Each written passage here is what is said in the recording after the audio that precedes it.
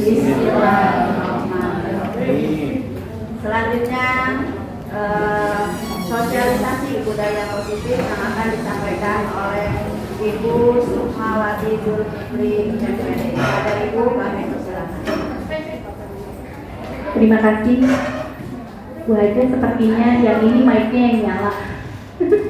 Itu tadi soal. Terima kasih Bu Haja Titin. Assalamualaikum warahmatullahi wabarakatuh. Alhamdulillahirrahmanirrahim. Wassalatu wassalamu ala asrofil anbiya'i wal mursalin wa ala alihi wa sahbihi ajma'in. Amma ba'du. Alhamdulillah, puji dan syukur kita panjatkan kehadirat Allah Subhanahu wa taala sehingga pada kesempatan kali ini kami bertiga diberikan kesempatan untuk melakukan pengimbasan atau diseminasi kegiatan guru penggerak. Salah satunya adalah tentang budaya positif. Punten Bapak Ibu, karena kegiatan ini kami videokan, maaf untuk bolehkah bergeser ke depan supaya kursinya terlihat, terisi, begitu ya Bapak, Ibu.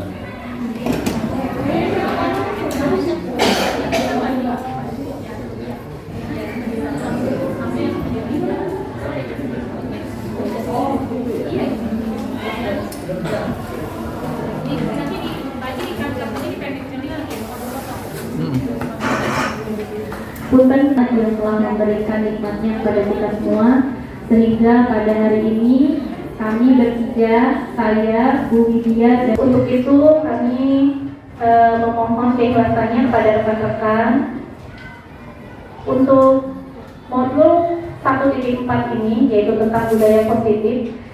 Ini sangat bagus sekali apabila kita bersama-sama di dalam ekosistem sekolah menerapkannya. Karena sebagaimana yang kita tahu saat ini, selain pandemi COVID-19, kita juga mengalami krisis akhlak kemasikan ya Bapak Ibu, sehingga apa yang kita sudah ketahui langsung kita implementasikan dan bisa mudah-mudahan buahnya kita petik, yaitu terlihat dari adanya perubahan terutama akhlak anak-anak kita gitu. Jadi untuk modul ini kami akan membagi 3 sesi. Sesi yang pertama nanti oleh Bu Hernis, lalu sesi yang kedua oleh Bu Widya, dan yang terakhir adalah sesi dari saya. Oke, kita mulai Bapak Ibu. Untuk sesi mohon izin Bapak Ibu sekalian.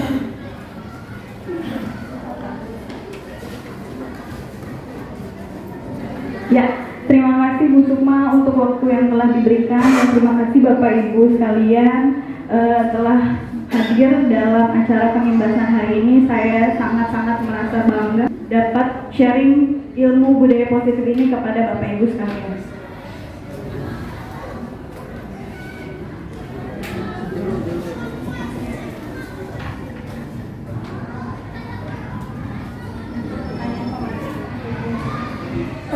Pembelajaran di kelas juga kita menggali ilmu anak didik kita itu dengan pertanyaan memantik, supaya kita tahu sejauh mana mereka mengetahui apa yang akan dipelajari.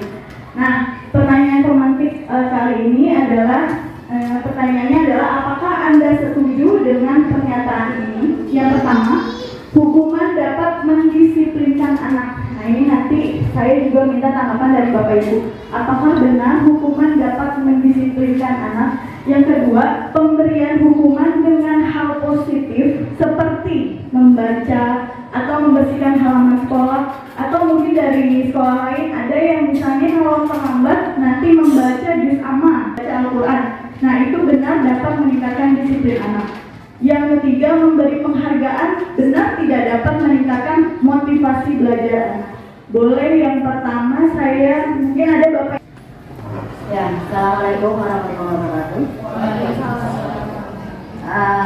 Saya akan coba menjawab pertanyaan tentang hukuman dapat mendisiplinkan anak. Kalau menurut saya tergantung dari jenis hukumannya. Kalau memang hukumannya itu mendidik, tapi kalau hukumannya tidak mendidik, ya sebaliknya malah anak merasa sakit hati, dendam, ya akhirnya bukannya disiplin, malah mungkin anaknya malah tidak baik lagi. Tapi kalau hukumannya itu bersifat mendidik, insya Allah ya anak tersebut akan lebih baik lagi dan lebih positif. Oke, terima kasih Bu Haji untuk pendapatnya. Jadi menurut Bu Haji Titin, kalau tergantung hukumannya nih Bu, Pak. Jadi kalau hukumannya bentuknya positif, berarti Bu Haji mungkin setuju dengan yang kedua ya Bu Haji. Kalau misalnya hukumannya positif, menurut Bu Haji bisa kok mendisiplinkan anak. Ya Bapak Ibu, saya tidak akan membetulkan ada akhir pembelajaran atau sesi ini. Insya Allah kita dapat menyimpulkan bersama. Jadi jawaban pertanyaan memantik ini bagaimana? Apakah bisa atau tidak? Gitu. Nanti jawabannya ada pada saat Bapak Ibu menyimak penembasan dari kami. Ya selanjutnya Bu. Nah ini topiknya Bapak Ibu. Pertama ada di Nah, yang pertama yang akan disampaikan adalah disiplin positif dan nilai-nilai kebajikan universal.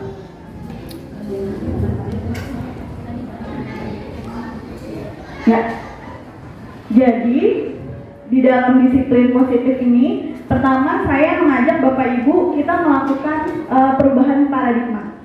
Walaupun tidak ada kertas, ini seandainya ya Bapak Ibu. Jadi kegiatannya itu ada kepalan tangan. Jadi saya minta Bapak Ibu nanti bantu untuk mengepalkan tangan. Jadi ada A dan B. Jadi ada Anda dan teman Anda, Bapak Ibu dan teman Bapak Ibu. Jadi sobeklah secari kertas, tuliskan benda atau sesuatu. Karena tidak ada secari kertas, ini saja. Dia bisa membujuk, mengancam, mengharbit, merayu, menyuap, apa saja pokoknya dia maunya Bapak Ibu membuka kepala tangannya. Nah, saya mau tanya sama Bu Dini. Bu Dini, kalau misalnya ini terjadi sama Bu Dini bakal buka kepala tangan nggak? Kepala tangan Bu Dini? Tergantung situasi. Tergantung situasi. Negatif nggak? Nah, kalau coba bayangin Bapak Ibu, ini tuh sesuatu yang sangat berharga, tapi teman Bapak Ibu tuh mau tahu apa sih itu? Gitu. Jadi dia melakukan segala cara. Dia bujuk, dia hardik, dia rayu, pokoknya gimana caranya Bapak Ibu ngasih tahu ini isinya apa. Nah, menurut Bu Irma, kira-kira Bu Irma bakal ngasih tahu nggak kepala tangan Bu Irma ke temannya itu? Karena dia udah melakukan ini. Bu Irma, saya kan temenan udah lama, kasih tahu dong. Nah, Bu Irma bakal ngasih tahu nggak apa yang ada di kepala tangan Ibu?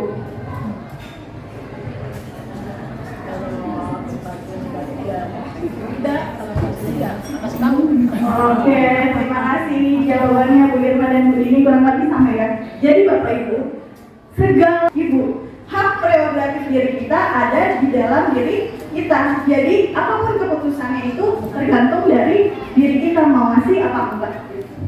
Selanjutnya, nah ini Bapak Ibu, jadi dalam ilusi kontrol, ilusi yang selama ini kita pikirkan pertama bahwa ilusi guru itu dapat mengontrol murid. Padahal Bapak Ibu, jadi sebenarnya murid itu yang membuka dirinya, mau dikontrol apa enggak sama guru tersebut.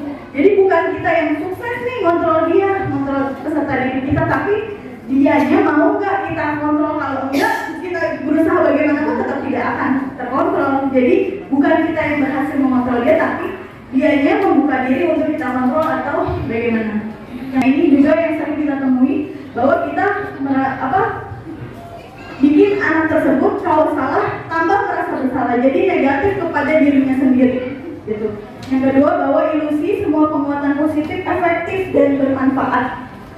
Nah kita tadi mungkin penguatan positif itu seperti bujukan dan sebagainya, ini kan bentuknya baik ya, jadi menurut kita itu udah efektif gitu. Nah lanjut, ilusi bahwa orang dewasa memiliki hak untuk memaksa. Nah ini juga yang sering kita temui, padahal itu sebaiknya tidak demikian gitu. Kita lebih ke kolaborasi, lebih ke diskusi dan tidak memaksa. Selanjutnya, nah ini Bapak Ibu, jadi selama ini saya juga baru mempelajari ya Bapak Ibu, biasanya kita itu menggunakan stimulus respon.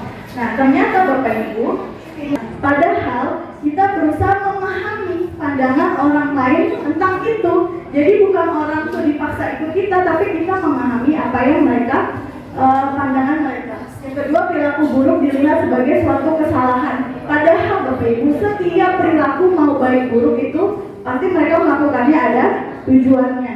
Nah orang lain bisa mengontrol saya, padahal hanya Anda yang bisa mengontrol diri Anda sendiri. Saya bisa mengontrol orang lain, Nah, pemaksaan ada pada saat bujukan gagal. Yang betul ada kita melakukan kolaborasi dan konsensus, jadi menciptakan pilihan baru. Tadi misalnya nggak mau dibuka, ya udah, jadi kita kolaborasi. Nah, ya udah kalau tidak mau dibuka, misalnya bagaimana solusinya dan sebagainya. Nah, dalam stimulus respon itu juga berpikirnya menang kalah. Jadi siapa yang bisa mengontrol, siapa yang dikontrol. Tapi kalau dalam teori kontrol ini, model berpikirnya menang-menang. Karena yang paling penting dicari di sini adalah solusi terbaik. Next. Kalau nanti ada di selanjutnya lebih dalam, bahwa intinya dalam disiplin positif ini kita inginnya anak-anak itu motivasinya timbulnya dari dalam diri sendiri. Jadi motivasi intrinsik dia sehingga muncul nilai-nilai kebajikan universal di dalam dirinya. Nah, itu nanti bisa juga kita akhirnya membuat sebuah keyakinan, bisa keyakinan kelas, bahkan bisa keyakinan sekolah. Nah, ini tadi berpikirnya modelnya menang-menang, terus menciptakannya harus dengan kolaborasi dan konsensus. Ini nanti akan dipelajari di slide berikutnya. Yang paling penting saya tekankan ini, bahwa Bapak Ibu, kita pernah berpikir nggak bahwa misalnya anak melakukan tindakan salah gitu ya, kita tidak fokus pada kesalahan yang mereka buat, tapi mungkin saja dari kesalahannya itu ternyata ada loh kebutuhan dasar manusia dari dirinya yang tidak terpenuhi sehingga dia melakukan hal. Ternyata artinya tuh belajar Bapak Ibu, bukan sesuatu yang dilakukan seorang pada orang lain untuk mendapatkan kepatuhan. Biasanya kita kenal disiplin itu kan harus menaati peraturan, padahal artinya disiplin itu belajar. Nah, kalau dalam budaya kita itu disiplin itu sehingga menimbulkan ketidaknyamanan, bukan dengan apa yang kita hargai untuk mencapai tujuan yang mulia. Tadi merdeka itu kita bisa memerintah diri sendiri ya. Nah, ini kebajikan nilai kebajikan universal Bapak Ibu. Selanjutnya ini adalah teori motivasi. Nah, ini Bapak Ibu. Jadi ada motivasi itu dua, eksternal dan internal gitu ya Bapak Ibu. Yang eksternal ini contohnya untuk menghindari ketidaknyamanan, jadi karena motivasinya eksternal, dia menghindari hukuman. Yang kedua, mendapatkan imbalan. Apa yang saya dapatkan apabila saya melakukannya. Ya contoh, misalnya kita sering ya nggak boleh jawab, nanti ibu kasih coki-coki misalnya. Nah, itu motivasinya datang. Tapi dari eksternal, di mana dia bisa dapat imbalan setelah dia melakukan sesuatu. Ini adalah motivasi yang sifatnya jangka pendek Bapak Ibu. Jadi ketika tidak dia, nah yang kita tuju adalah motivasi internal. Jadi saya akan menjadi orang yang seperti itu apabila saya melakukannya untuk menghargai diri sendiri. Misalnya, ya saya datang pagi karena saya orang yang disiplin misalnya. Atau saya membantu teman saya ya karena saya memang ingin berbuat baik. Jadi kembalinya ke saya karena saya ingin, karena saya. Ya, selanjutnya Bu. Ini nanti akan dijelaskan sama Bu Ijal lebih lanjut, sama Bu Sukma. Ya, lanjut Bu. Nah, ini ciri-ciri restitusi Bapak Ibu. Yang paling penting itu restitusi itu bukan untuk menebus kesalahan, tapi untuk belajar dari kesalahan. Jadi kalau kita misalnya, ya tadi kamu nggak ikut upacara kan, ya udah bersihin halaman. Nah, itu adalah untuk menebus kesalahan. Tapi kalau di sini kita belajar anak-anak itu supaya belajar dari kesalahan.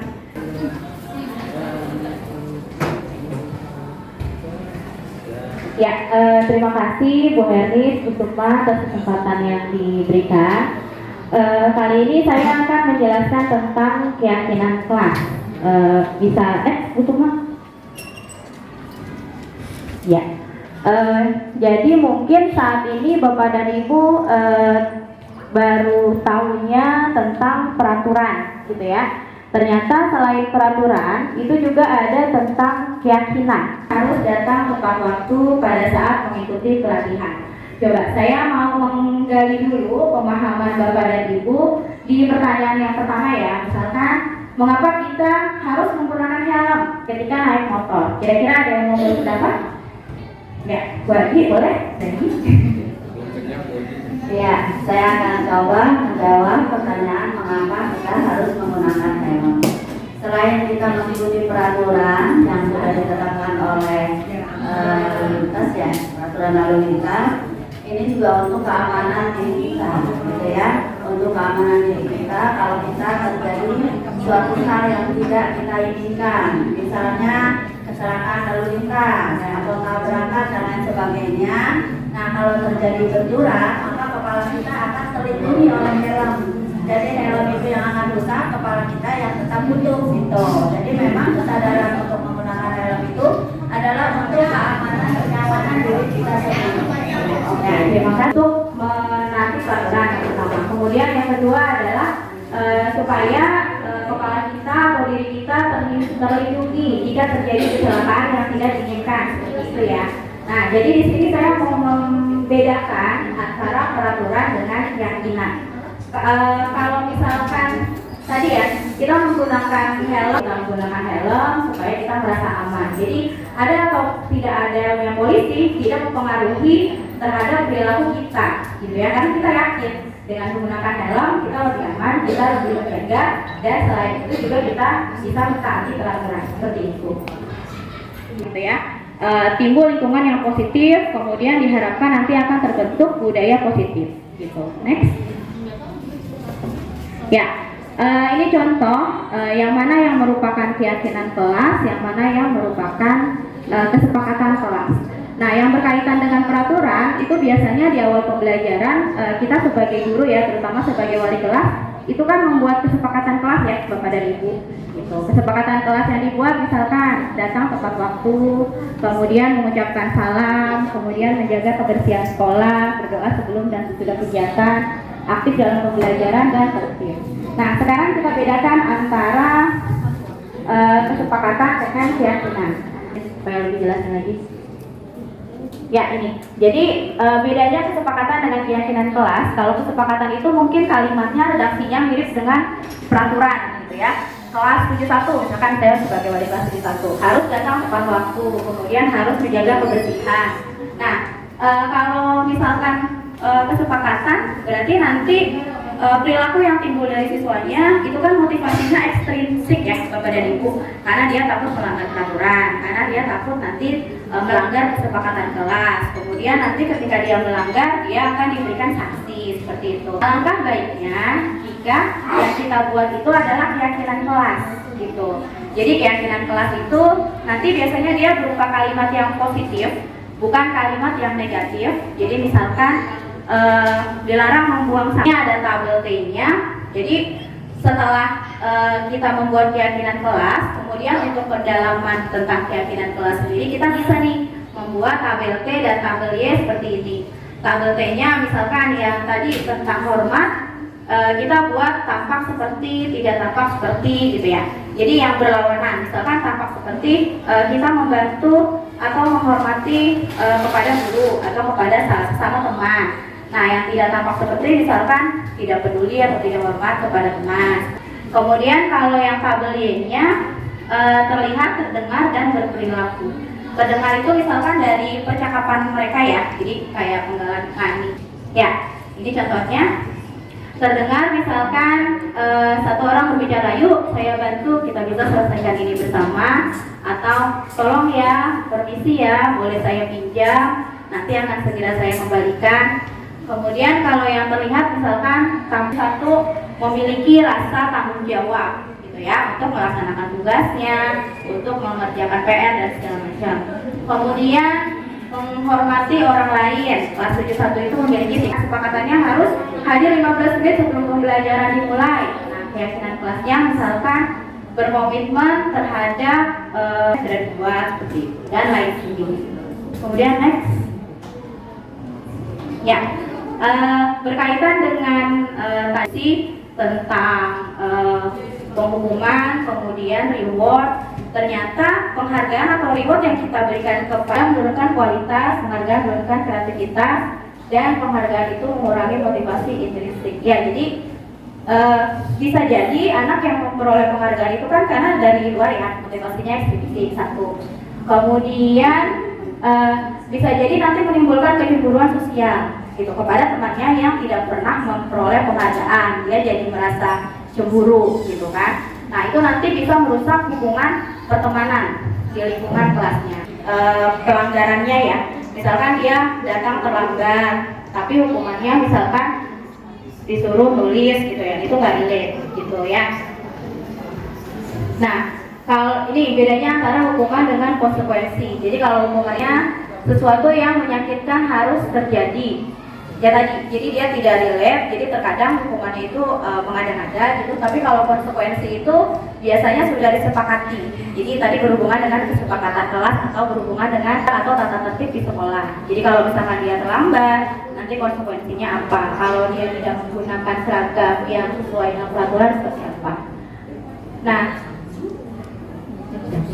oh ya, kemudian materi yang kedua tentang kebutuhan dasar manusia dan dunia berkualitas. Jadi ternyata ada 5 kebutuhan dasar manusia yang menjadi contoh kasus seorang anak yang suka mengambil bekal temannya, gitu ya. Nah, kalau dari peristiwa itu, kenapa dia suka mengambil bekal temannya? Mungkin karena kebutuhan dasarnya tidak terpenuhi, gitu. Jadi mungkin karena dia tidak dikasih bekal sama orang tuanya, jadi kebutuhan untuk bertahan hidupnya tidak terpenuhi. Atau mungkin karena kebutuhan penguasaan, jadi dia ingin memiliki power gitu ya, supaya teman-temannya. Ya, selanjutnya tadi Bapak Ibu sudah mendapatkan pencerahan tentang hukuman, lalu tentang penghargaan, dan tadi juga sudah dijelaskan tentang teori kontrol ya. Nah, di sini hari ini saya akan menjelaskan tentang 5 posisi kontrol. 5 posisi kontrol yang dimiliki oleh kita, yaitu sebagai seorang guru. Next, Bu ya. Ya, ini mungkin kecil-kecil ya. Tapi nanti kami bagi slide-nya ya, biar teman-teman juga bisa baca. Di sini ada 5 posisi kontrol. Yang pertama, oh iya, ya, dia akan menyalahkan orang lain. Lalu muridnya akan berkata bagaimana? Berkatanya, biarkan saja, nanti juga marah-marah lagi. Jadi gak mempan ya, kita udah keluar energi, marah-marah, ternyata hasilnya di anak, ntar juga marah-marah lagi. Dampaknya bagaimana kepada murid? Kadang-kadang kita juga suka gitu ya. Kita pasti pernah mengambil posisi 5 ini. Membuat rasa bersalah, gurunya akan berbuat, dia akan berceramah, terus mengatakan seharusnya kamu tuh begini, begitu. Terus mengatakan ibu tuh kecewa banget sama kamu, gitu ya, kok kamu begitu sih? Lalu si gurunya akan berkata diri, karena kita selalu berulang-ulang membuat dia merasa bersalah. Nah, yang ketiga itu adalah sebagai teman. Nah, mungkin ini karena banyak guru-guru muda, kita sering mengambil posisi kontrol ini. Guru akan membuatkan alasan-alasan untuk muridnya. Ya, lalu dia akan berkata, ayolah lakukan buat ibu, nanti ibu ditegur kepala sekolah. Udah, ayo pada tertib ya, jangan pada keluar, gitu ya. Nah, itu adalah contoh dari guru mengambil posisi sebagai teman. Biasanya kalau guru sebagai pemantau itu di dalam kelas sudah membuat sebuah peraturan. Oke, kita buat kesepakatan ya, kamu tidak boleh terlambat, gitu ya. Nanti kalau terlambat konsekuensinya ini, gitu kan? Nah, jadi si anak itu ketika terlambat, ya kan? Ketika dia masuk kelas, tadi seperti dikatakan oleh Bu Hermin, jadi tidak ada motivasi internalnya. Dia masuk karena nanti di ini nih sama gurunya ada konsekuensi, saya harus begini. Nah, itu berarti posisinya gurunya sebagai pemantau. Dan si gurunya akan mengatakan apa peraturannya. Kan kita sudah sepakat kemarin bahwa kamu bla bla bla bla bla, seperti itu. Hasilnya bagaimana? Hasilnya adalah dia akan menyesuaikan diri apa sih. Jadi kalau misalkan gak ada gurunya, ya gitu lagi. Begitu lagi, gitu kan? Nah, si muridnya akan berkata berapa banyak bintang. Kalau dulu kan ada sistem bintang, poin gitu ya. Berapa banyak bintang yang saya peroleh, berapa. Di sini guru sebagai manajer. Ketika guru sebagai manajer, maka dia akan mengajukan pertanyaan-pertanyaan. Lalu dia akan berkata, apa yang kita yakini bersama? Itu kaitan dengan keyakinan kelas yang tadi sudah dijelaskan oleh Bu Widya. Terus apa yang bisa kau kerjakan untuk memperbaiki masalah ini? Lalu hasilnya seperti tadi dijelaskan oleh Bu Herni, kita harapkan adalah menang-menang, bukan menang kalah. Ya, di sini nanti siswa akan menjadi pribadi yang lebih kuat, walaupun sebelumnya dia sudah melakukan kesalahan. Nah, sehingga muridnya akan berkata, bagaimana caranya saya bisa memperbaiki keadaan? Dan dia akan, dampaknya murid itu akan selalu mengevaluasi diri dan bagaimana cara memperbaiki dirinya. Nah, berarti di sini sudah tampak motivasi internal dari murid. Begitu. Next, Bu. Nah, sekarang saya mau kasih challenge. Tadi kan ada 5 posisi kontrol ya Bapak Ibu sebagai pembuku, terus namun beliau memperhatikan bahwa Fajar malah tidur-tiduran dan tampak tak acuh pada pelajarannya. Fajar coba jawab pertanyaan nomor 3, maju ke depan dan kerjakan di papan tulis.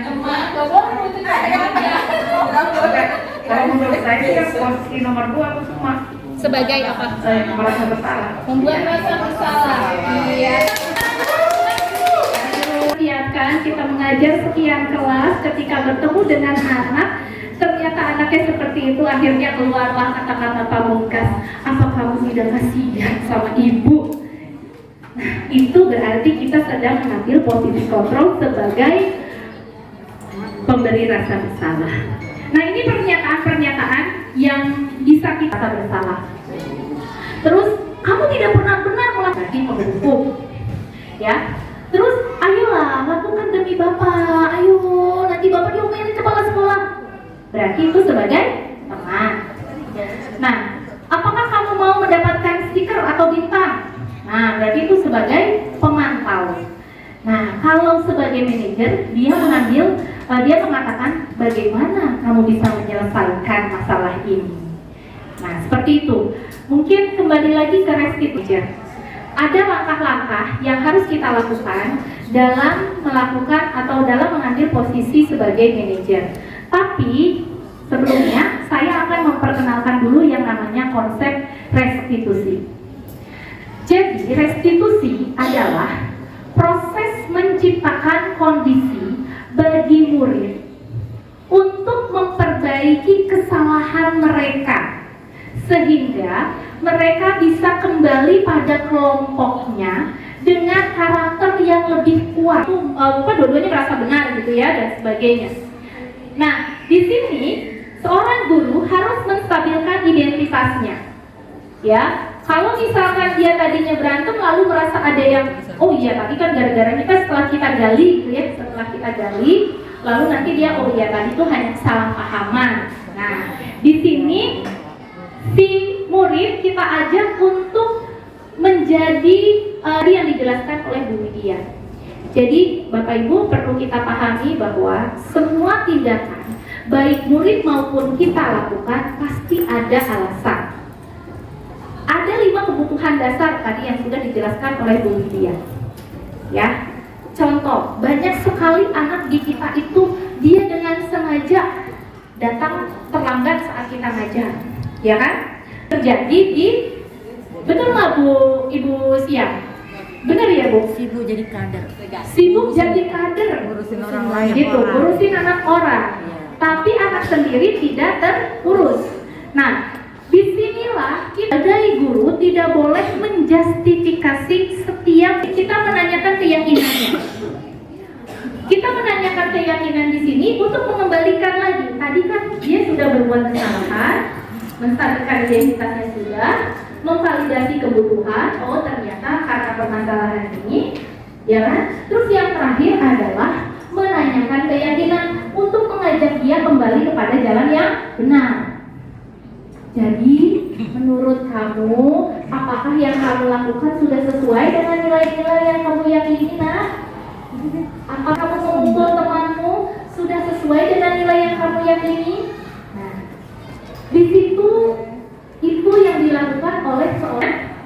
Mohon maaf, kami memang masih jauh dari kesempurnaan. Nanti materi ini akan kami berikan kepada Bapak Ibu semuanya. Insya Allah, mungkin walaupun kita belum membentuk dalam sebuah ekosistem, tapi kita bisa lakukan dulu secara mandiri ya, sambil kita belajar. Jadi saya juga masih belajar, kita sama-sama belajar untuk mengimplementasikan kegiatan atau mengimplementasikan membuat sebuah budaya positif yang ada di SMP Negeri 9 Depok.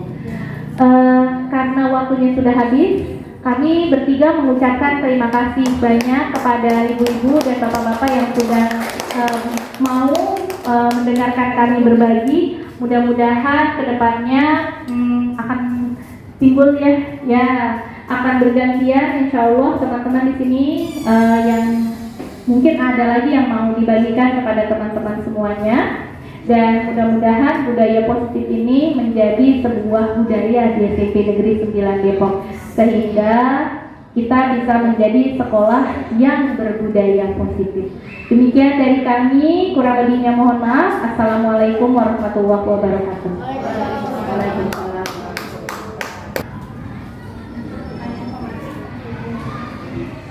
Pembelajaran di kelas juga kita menggali ilmu anak didik kita itu dengan pertanyaan memantik, supaya kita tahu sejauh mana mereka mengetahui apa yang akan dipelajari.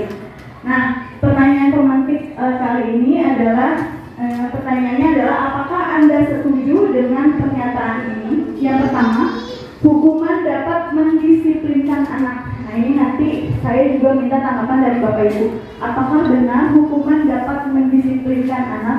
Yang kedua, pemberian hukuman dengan hal positif seperti membaca atau membersihkan halaman sekolah, atau mungkin dari sekolah lain ada yang misalnya kalau terlambat nanti membaca juz amma, baca Al-Quran. Nah, itu benar dapat meningkatkan disiplin anak. Yang ketiga, memberi penghargaan benar tidak dapat meningkatkan motivasi belajar anak. Boleh yang pertama saya, mungkin ada Bapak. Ya, assalamualaikum warahmatullahi wabarakatuh. Saya akan coba menjawab pertanyaan tentang hukuman dapat mendisiplinkan anak. Kalau menurut saya tergantung dari jenis hukumannya. Kalau memang hukumannya itu mendidik, tapi kalau hukumannya tidak mendidik, ya sebaliknya malah anak merasa sakit hati, dendam, ya akhirnya bukannya disiplin, malah mungkin anaknya malah tidak baik lagi. Tapi kalau hukumannya itu bersifat mendidik, insya Allah ya anak tersebut akan lebih baik lagi dan lebih positif. Oke, terima kasih Bu Haji untuk pendapatnya. Jadi menurut Bu Haji Titin, kalau tergantung hukumannya nih Bu Pak. Jadi kalau hukumannya bentuknya positif, berarti Bu Haji mungkin setuju dengan yang kedua ya Bu Haji. Kalau misalnya hukumannya positif, menurut Bu Haji bisa kok mendisiplinkan anak.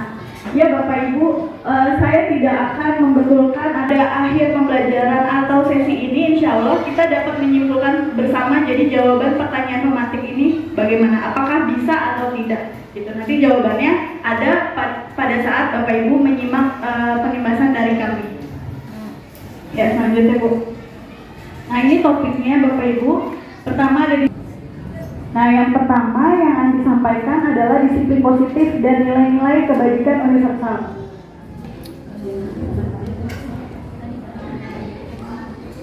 Ya. Jadi di dalam disiplin positif ini, pertama saya mengajak Bapak Ibu kita melakukan perubahan paradigma. Walaupun tidak ada kertas, ini seandainya ya Bapak Ibu. Jadi kegiatannya itu ada kepalan tangan. Jadi saya minta Bapak Ibu nanti bantu untuk mengepalkan tangan. Jadi ada A dan B. Jadi ada Anda dan teman Anda, Bapak Ibu dan teman Bapak Ibu. Jadi sobeklah secari kertas, tuliskan benda atau sesuatu. Karena tidak ada secari kertas, ini saja. Dia bisa membujuk, mengancam, mengharbit, merayu, menyuap, apa saja pokoknya dia maunya Bapak Ibu membuka kepala tangan ini.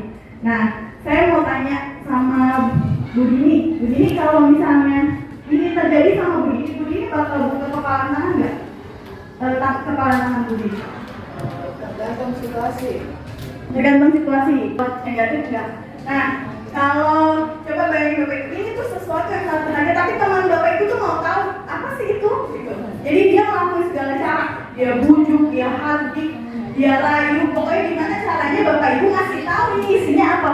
Nah, menurut Bu Irma, kira-kira Bu Irma bakal ngasih tahu nggak kepalan tangan Bu Irma ke temannya itu? Karena dia udah melakukan berarti Bu Irma, saya kan temenan udah lama, kasih tahu dong. Nah, Bu Irma bakal ngasih tahu nggak apa yang ada di kepala tangan Ibu?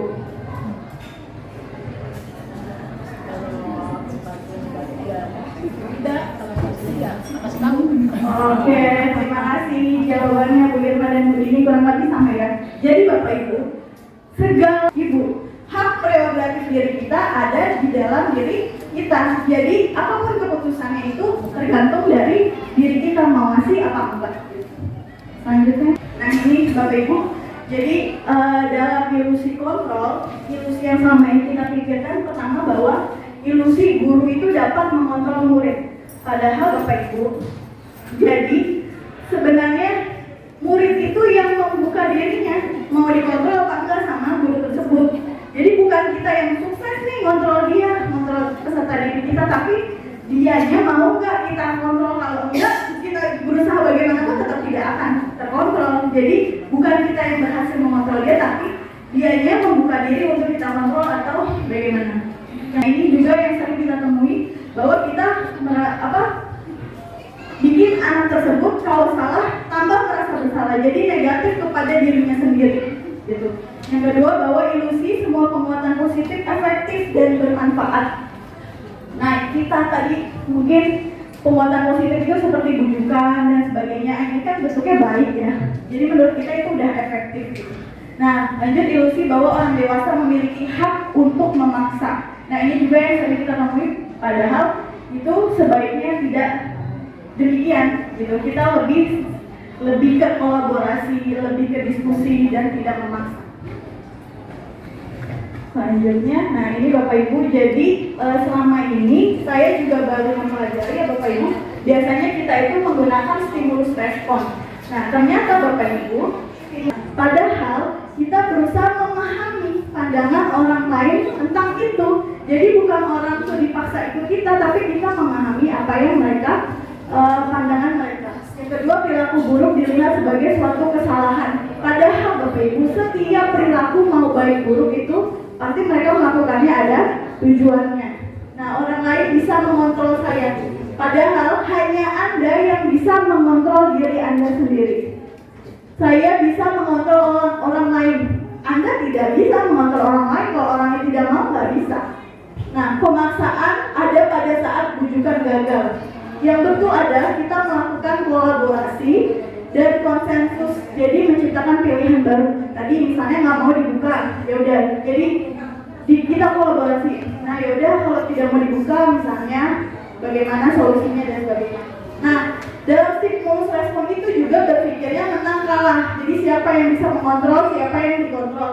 Tapi kalau dalam teori kontrol ini, model berpikirnya menang-menang, karena yang paling penting dicari di sini adalah solusi terbaik. Next, kalau nanti ada di selanjutnya lebih dalam, bahwa intinya dalam disiplin positif ini kita inginnya anak-anak itu motivasinya timbulnya dari dalam diri sendiri. Jadi motivasi intrinsik dia, sehingga muncul nilai-nilai kebajikan universal di dalam dirinya. Nah itu nanti bisa juga kita akhirnya membuat sebuah keyakinan, bisa keyakinan kelas, bahkan bisa keyakinan sekolah. Nah ini tadi berpikirnya modelnya menang-menang, terus menciptakannya harus dengan kolaborasi dan konsensus. Ini nanti akan dipelajari di slide berikutnya. Yang paling penting saya tekankan ini, bahwa Bapak Ibu, kita pernah berpikir nggak bahwa misalnya anak melakukan tindakan salah gitu ya, kita tidak fokus pada kesalahan yang mereka buat, tapi mungkin saja dari kesalahannya itu ternyata ada loh kebutuhan dasar manusia dari dirinya yang tidak terpenuhi, sehingga dia melakukan hal. Ternyata artinya tuh belajar Bapak Ibu, bukan sesuatu yang dilakukan seorang pada orang lain untuk mendapatkan kepatuhan. Biasanya kita kenal disiplin itu harus menaati peraturan, padahal artinya disiplin itu belajar. Nah, kalau dalam budaya kita itu disiplin itu sehingga menimbulkan ketidaknyamanan, bukan dengan apa yang kita hargai untuk mencapai tujuan yang mulia. Tadi merdeka itu kita bisa memerintah diri sendiri. Ya. Nah, ini kebajikan nilai kebajikan universal Bapak Ibu. Selanjutnya, ini adalah teori motivasi. Nah, ini Bapak Ibu. Jadi ada motivasi itu dua, eksternal dan internal, gitu ya Bapak Ibu. Yang eksternal ini contohnya untuk menghindari ketidaknyamanan, jadi karena motivasinya eksternal, dia menghindari hukuman. Yang kedua, mendapatkan imbalan, apa yang saya dapatkan apabila saya melakukannya. Ya contoh, misalnya kita sering ya nak boleh jawab, nanti ibu kasih coki-coki misalnya. Nah itu motivasinya datang. Tapi dari eksternal, di mana dia bisa dapat imbalan setelah dia melakukan sesuatu.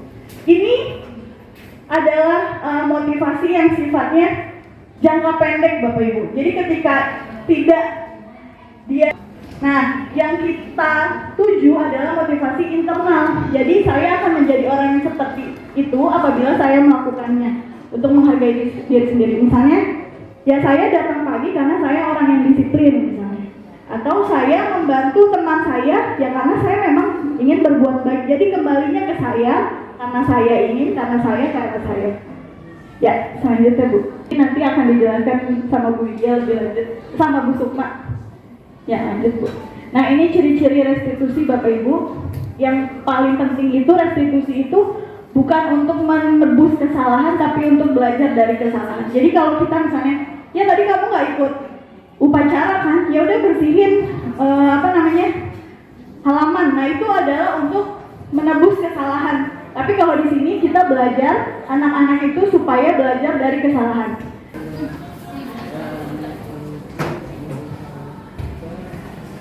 Ya, terima kasih Bu Hernis, Bu Sukma atas kesempatan yang diberikan. Kali ini saya akan menjelaskan tentang keyakinan kelas. Bu Sukma? Ya. Jadi mungkin saat ini Bapak dan Ibu baru tahunya tentang peraturan, gitu ya. Ternyata selain peraturan, itu juga ada tentang keyakinan. Harus datang tepat waktu pada saat mengikuti pelatihan. Coba saya mau menggali dulu pemahaman Bapak dan Ibu di pertanyaan yang pertama ya. Misalkan, mengapa kita harus menggunakan helm ketika naik motor? Kira-kira ada yang mau berpendapat? Ya, Bu Agi, boleh? Ya, saya akan coba menjawab pertanyaan mengapa kita harus menggunakan helm. Selain kita mengikuti peraturan yang sudah ditetapkan oleh lalu lintas ya, peraturan lalu lintas, ini juga untuk keamanan diri kita, gitu ya. Untuk keamanan diri kita, kalau kita terjadi suatu hal yang tidak kita inginkan, misalnya kecelakaan lalu lintas atau tabrakan dan lain sebagainya. Nah, kalau terjadi benturan, maka kepala kita akan terlindungi oleh helm. Jadi helm itu yang akan rusak, kepala kita yang tetap utuh gitu. Jadi memang kesadaran untuk menggunakan helm itu adalah untuk keamanan kenyamanan diri kita sendiri. Oke, terima kasih. Untuk menaati peraturan yang pertama. Kemudian yang kedua adalah supaya kepala kita atau diri kita terlindungi jika terjadi kecelakaan yang tidak diinginkan, seperti itu ya. Nah, jadi di sini saya mau membedakan antara peraturan dengan keyakinan. Kalau misalkan tadi ya, kita menggunakan helm supaya kita merasa aman. Jadi ada atau tidak ada yang polisi tidak mempengaruhi terhadap perilaku kita, gitu ya. Karena kita yakin dengan menggunakan helm kita lebih aman, kita lebih terjaga, dan selain itu juga kita bisa mentaati peraturan seperti itu. Gitu ya. Timbul lingkungan yang positif, kemudian diharapkan nanti akan terbentuk budaya positif. Gitu. Next. Ya, ini contoh yang mana yang merupakan keyakinan kelas, yang mana yang merupakan kesepakatan kelas. Nah, yang berkaitan dengan peraturan itu biasanya di awal pembelajaran kita sebagai guru ya, terutama sebagai wali kelas, itu kan membuat kesepakatan kelas ya Bapak dan Ibu. Gitu. Kesepakatan kelas yang dibuat misalkan datang tepat waktu, kemudian mengucapkan salam, kemudian menjaga kebersihan sekolah, berdoa sebelum dan sesudah kegiatan, aktif dalam pembelajaran dan tertib. Nah, sekarang kita bedakan antara kesepakatan dengan keyakinan. Supaya lebih jelas lagi. Ya ini, jadi bedanya kesepakatan dengan keyakinan kelas. Kalau kesepakatan itu mungkin kalimatnya, redaksinya mirip dengan peraturan gitu ya. Kelas 71, misalkan saya sebagai wali kelas 71 harus datang tepat waktu, kemudian harus menjaga kebersihan. Nah, kalau misalkan kesepakatan berarti nanti perilaku yang timbul dari siswanya itu kan motivasinya ekstrinsik ya Bapak dan Ibu, karena dia takut melanggar peraturan, karena dia takut nanti melanggar kesepakatan kelas. Kemudian nanti ketika dia melanggar, dia akan diberikan sanksi seperti itu. Alangkah baiknya jika yang kita buat itu adalah keyakinan kelas gitu. Jadi keyakinan kelas itu nanti biasanya dia berupa kalimat yang positif, bukan kalimat yang negatif. Jadi misalkan dilarang membuang sampah, ada tabel T-nya. Jadi setelah kita membuat keyakinan kelas, kemudian untuk pendalaman tentang keyakinan kelas sendiri kita bisa nih membuat tabel T dan tabel Y seperti ini. Tabel T-nya misalkan yang tadi tentang hormat, kita buat tampak seperti, tidak tampak seperti gitu ya.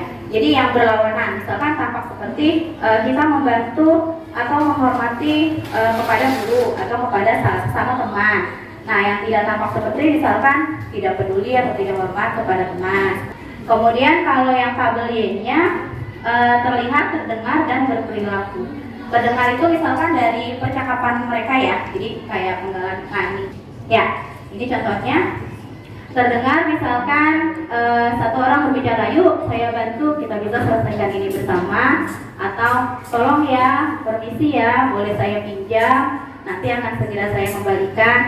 Kemudian kalau yang terlihat misalkan satu memiliki rasa tanggung jawab gitu ya, untuk melaksanakan tugasnya, untuk mengerjakan PR dan segala macam. Kemudian menghormati orang lain. Kelas 71 itu memiliki kesepakatannya harus hadir 15 menit sebelum pembelajaran dimulai. Nah, keyakinan kelasnya misalkan berkomitmen terhadap sudah dibuat seperti itu dan lain sebagainya. Kemudian next. Ya. Berkaitan dengan tadi tentang penghukuman, kemudian reward, ternyata penghargaan atau reward yang kita berikan kepada menurunkan kualitas, penghargaan menurunkan kreativitas, dan penghargaan itu mengurangi motivasi intrinsik. Ya, jadi bisa jadi anak yang memperoleh penghargaan itu kan karena dari luar ya, motivasinya ekstrinsi satu. Kemudian bisa jadi nanti menimbulkan kecemburuan sosial gitu kepada temannya yang tidak pernah memperoleh penghargaan, dia jadi merasa cemburu gitu kan. Nah, itu nanti bisa merusak hubungan pertemanan di lingkungan kelasnya. Pelanggarannya ya, misalkan dia datang terlambat, tapi hukumannya misalkan disuruh nulis gitu ya, itu nggak relate gitu ya. Nah, kalau ini bedanya antara hukuman dengan konsekuensi. Jadi kalau hukumannya sesuatu yang menyakitkan harus terjadi. Ya tadi, jadi dia tidak relate, jadi terkadang hukumannya itu mengada-ngada gitu. Tapi kalau konsekuensi itu biasanya sudah disepakati. Jadi tadi berhubungan dengan kesepakatan kelas atau berhubungan dengan atau tata tertib di sekolah. Jadi kalau misalkan dia terlambat, nanti konsekuensinya apa? Kalau dia tidak menggunakan seragam yang sesuai dengan peraturan seperti apa? Nah, oh ya. Kemudian materi yang kedua tentang kebutuhan dasar manusia dan dunia berkualitas. Jadi ternyata ada 5 kebutuhan dasar manusia yang menjadi contoh kasus seorang anak yang suka mengambil bekal temannya, gitu ya. Nah, kalau dari peristiwa itu, kenapa dia suka mengambil bekal temannya? Mungkin karena kebutuhan dasarnya tidak terpenuhi. Gitu. Jadi mungkin karena dia tidak dikasih bekal sama orang tuanya, jadi kebutuhan untuk bertahan hidupnya tidak terpenuhi. Atau mungkin karena kebutuhan kekuasaan, jadi dia ingin memiliki power gitu ya, supaya teman-temannya. Ya, selanjutnya tadi Bapak Ibu sudah mendapatkan pencerahan tentang hukuman, lalu tentang kekeluargaan, dan tadi juga sudah dijelaskan tentang teori kontrol ya. Nah, di sini hari ini saya akan menjelaskan tentang 5 posisi kontrol. 5 posisi kontrol yang dimiliki oleh kita, yaitu sebagai seorang guru. Next, Bu Widya. Ya, ini mungkin kecil-kecil ya. Tapi nanti kami bagi slide-nya ya, biar teman-teman juga bisa baca. Di sini ada 5 posisi kontrol. Yang pertama, ya, dia akan menyalahkan orang lain. Lalu muridnya akan berkata bagaimana? Berkatanya, biarkan saja, nanti juga marah-marah lagi. Jadi nggak mempan ya, kita udah keluar energi, marah-marah, ternyata hasilnya di anak, ntar juga marah-marah lagi. Dampaknya bagaimana kepada murid? Kadang-kadang kita juga suka gitu ya. Kita pasti pernah mengambil posisi 5 ini. Membuat rasa bersalah, gurunya akan berbuat, dia akan berceramah, terus mengatakan seharusnya kamu tuh begini, begitu. Terus mengatakan ibu tuh kecewa banget sama kamu, gitu ya, kok kamu begitu sih? Lalu si gurunya akan berkata diri, karena kita selalu berulang-ulang membuat dia merasa bersalah. Nah, yang ketiga itu adalah sebagai teman. Nah, mungkin karena banyak guru-guru muda, kita sering mengambil posisi kontrol ini. Guru akan membuatkan alasan-alasan untuk muridnya. Ya, lalu dia akan berkata, ayolah lakukan buat ibu, nanti ibu ditegur kepala sekolah. Udah, ayo pada tertib ya, jangan pada keluar, gitu ya. Nah, itu adalah contoh dari guru mengambil posisi sebagai teman. Biasanya kalau guru sebagai pemantau itu di dalam kelas sudah membuat sebuah peraturan.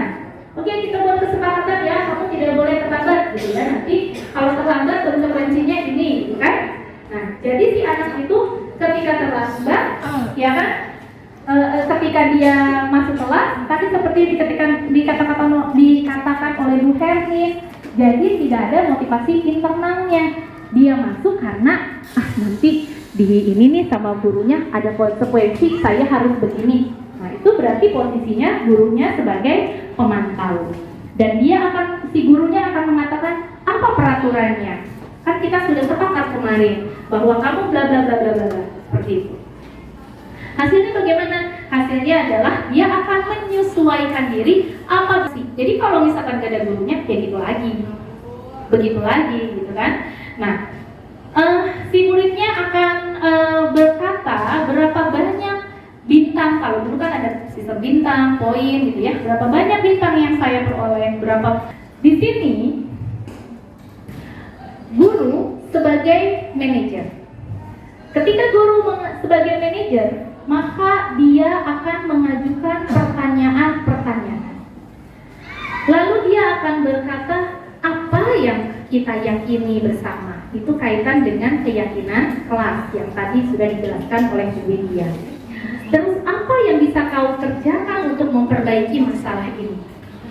Lalu hasilnya seperti tadi dijelaskan oleh Bu Hermi, kita harapkan adalah menang-menang, bukan menang kalah.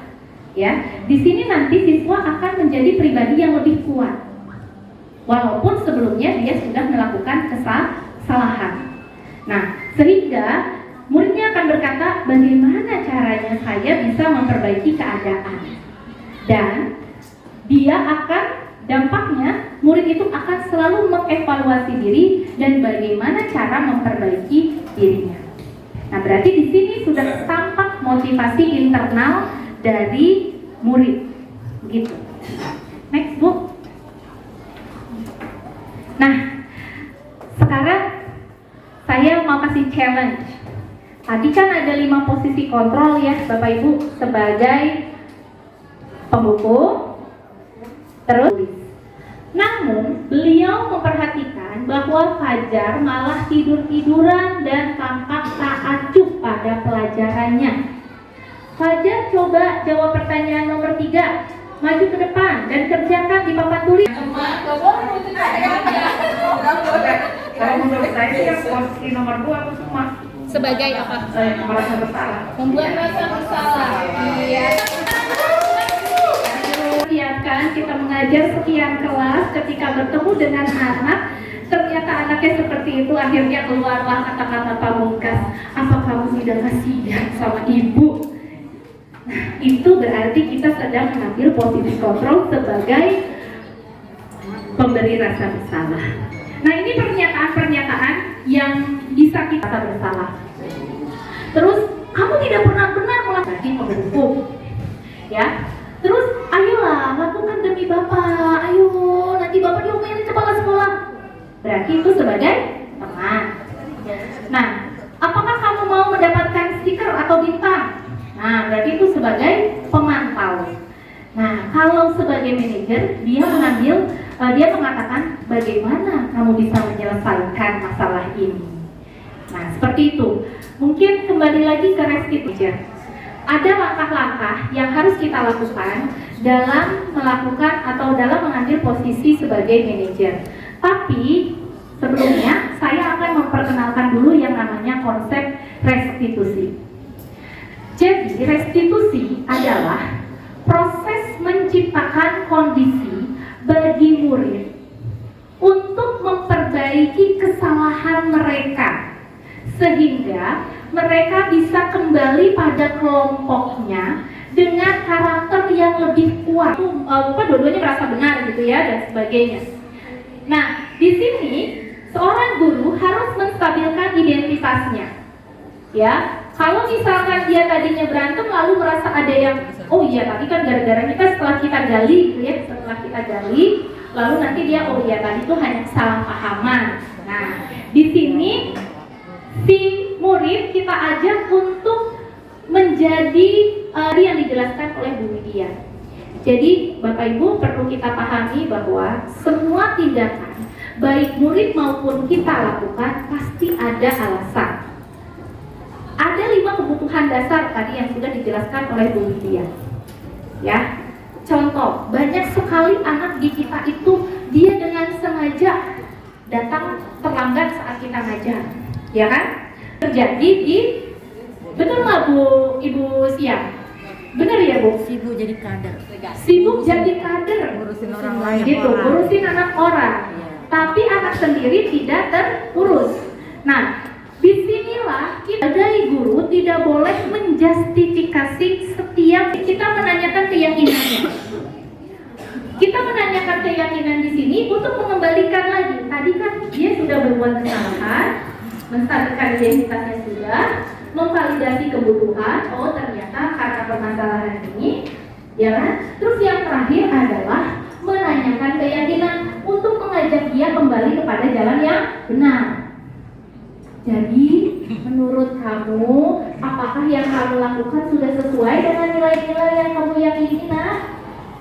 Apakah kamu memukul temanmu sudah sesuai dengan nilai yang kamu yakini?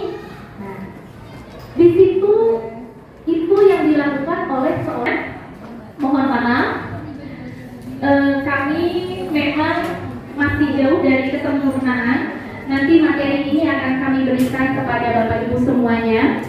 Insya Allah, mungkin walaupun kita belum membentuk dalam sebuah ekosistem, tapi kita bisa lakukan dulu secara mandiri ya, sambil kita belajar.